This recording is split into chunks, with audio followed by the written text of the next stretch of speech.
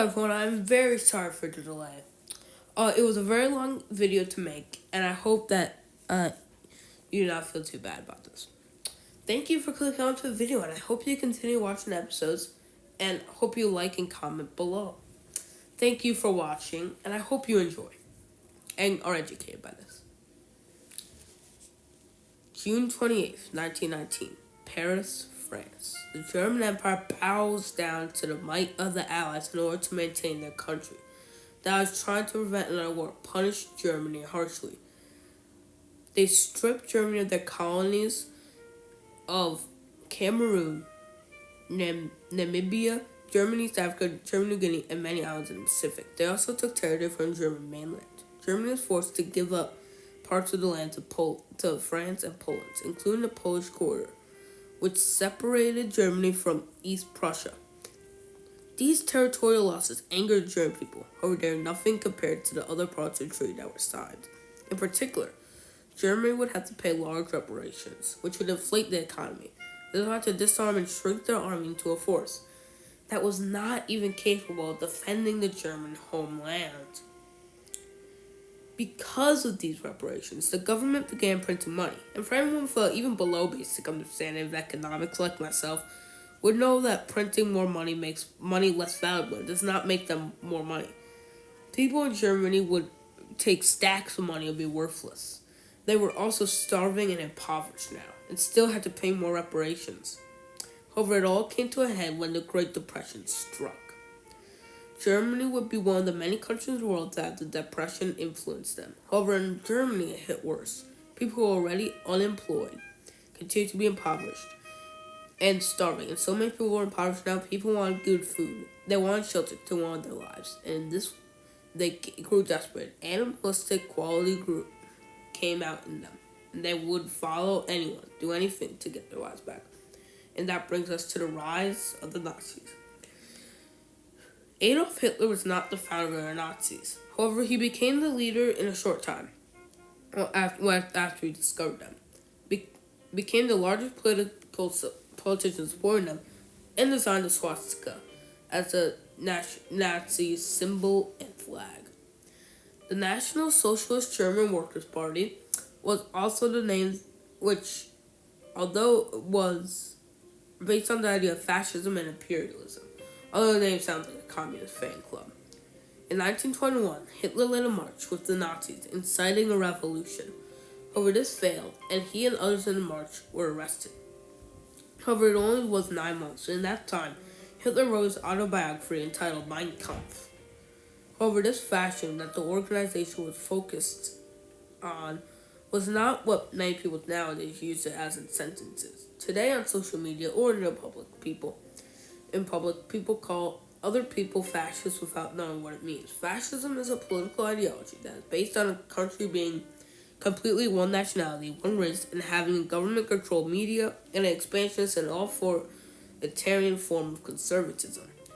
This ideology was invented by Benito Mussolini, but we will get to that in an episode in the future. But back to topic. Hitler had joined the National Socialist German Workers' Party as a spy, spying on communists for the German government. However, after joining many meetings, Hitler lost his loyalty to the democratic German Weimar Republic. When realized that the group was not communist and supported their ideas, Hitler would become an outspoken supporter of fascism and the Nazis from then on, and in the future would command them. Hitler and the Nazis were gaining power slowly through the government. As I said earlier, German people were desperate for food, shelter, and their lives back.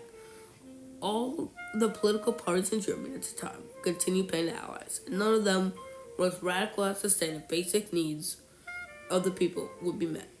But the Nazis promised to restore Germany to their former strength. They convinced the German people that their loss in the war was not their fault, and that the loss in war, they believed, was the communist and Jewish people of Germany.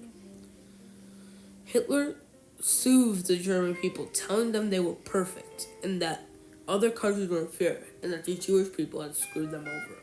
Hitler actually ran for president of Germany in 1932, but lost to the popular World War I general Hindenburg. Although Hindenburg had thoroughly beat Hitler in the election, members of parliament and the government convinced Hindenburg to appoint Hitler to Chancellor of Germany. Hindenburg was concerned, however, and hesitant, considering Hitler's dangerous popularity and obviously because he was such a big racist. However, Hindenburg gave in to popular demand and appointed Hitler as Chancellor of Germany. Hitler and the National Socialist German Workers' Party formed the SA, political pressure group that would hurt, injure, and intimidate many in Germany to join the Nazis. Why I bring this up is that on February 27, 1933, the German Parliament building burnt down, and many historians have theorized that the Nazis and the government thought the communists did it. In reality, it was most likely the Nazis and the SA. However, Hindenburg gave Hitler authority to do what he had to against the communists and socialists in Germany. So Hitler got to work, making the first concentration camps in Germany and causing mass atrocities. After Hitler had made these concentration camps, the elderly President Hindenburg died, and Hitler made the 1933 Enabling Act that made him make all the future laws and decisions by himself.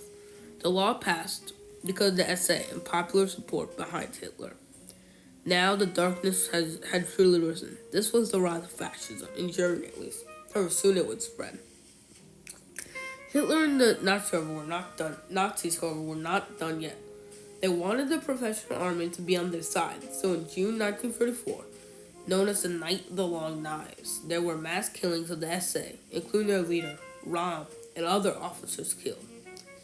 He also killed many journalists and politicians who had disagreed with Hitler before.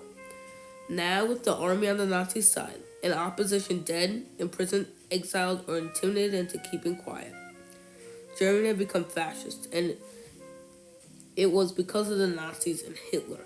After the army had joined their side, freedom of the press, expression, and assembly, and had become outlawed, and Germany became an anti-Semitic, violent police state, a fascist state, a militaristic, far-right, racist ideology.